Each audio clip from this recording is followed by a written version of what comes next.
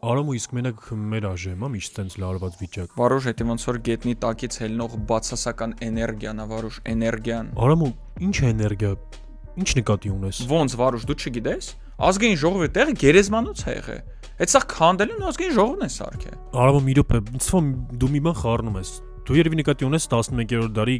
Կոզերնի գերեզմանները։ Ազգային ժողովի տեղը չի եղել, դա եղել է Սիրահարների այգում։ Վարուժ, 10 մետր էս կողմ են կողմ, բացարձակ ոչ մի բան չի փոխում։ Էներգետիկա, բացասական էներգետիկա։ Համել ինձ ազգային ժողովի աշխատակիցներից մեկը պատմել էր, որ Կարեն Դեմիրճյանը ամեն անգամ ազգային ժողովի մոտակայքով անցնելով նայում էր վերև ու ասում էր ինչ որ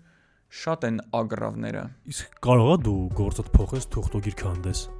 Համել որ քանդես էլ կիմանանք էլ այս վիդեոյի տակ քանի լայք կլինի, քանի մեկնաբանություն։ Վարուժ, ինձ թվում է, որ այս վիդեոյի տակ 10,000 լայք է լինելու, անպայման գրեք մեկնաբանություններում, գիտեիք թե չգիտեիք, որ ազգային ժողովի մոտ գերեզմանոց կար։